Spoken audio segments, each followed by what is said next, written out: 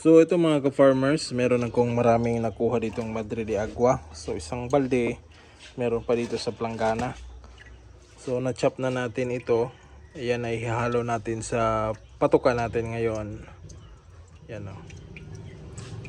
Dami nito. Hahatiin ko ito ng dalawa. At ito naman yung ating 8 pesos per kilo na feeds. Hahatiin din natin yun sa dalawa. Dahil marami yung papakainin natin ngayon. Alright. So ito mga ka-farmers. Imimix na natin yung una nating ingredients. Ito yung 8 pesos per kilo.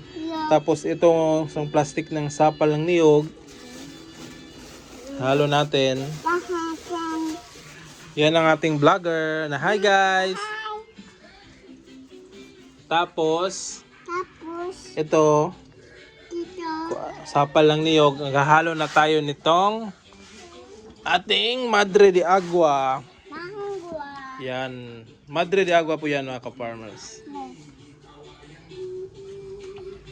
Dami nito.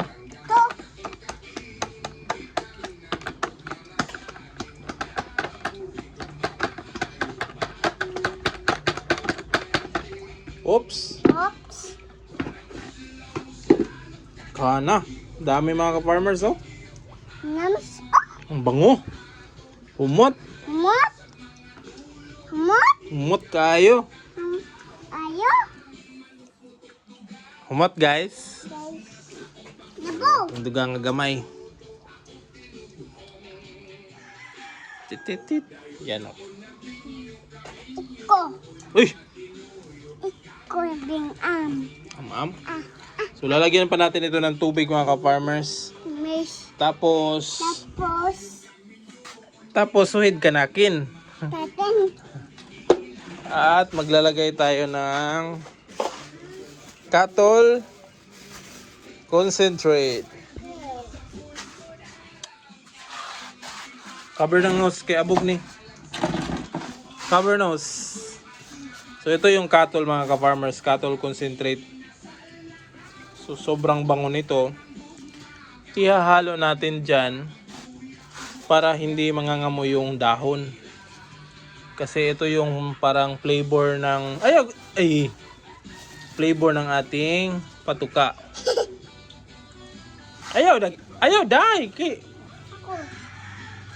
ganda. So yan mga ka-farmers. Tama na yan. Ayan din ng konti oh.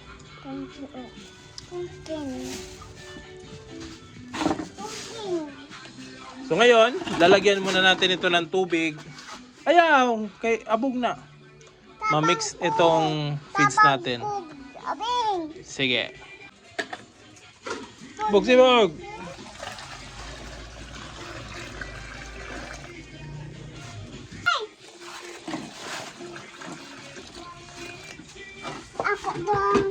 Yan na. Ako sa i-mix ni.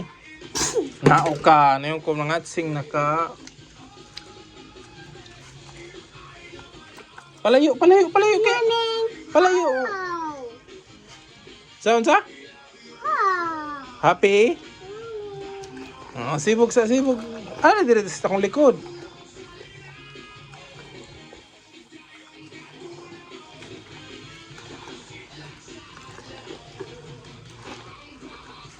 Yan o.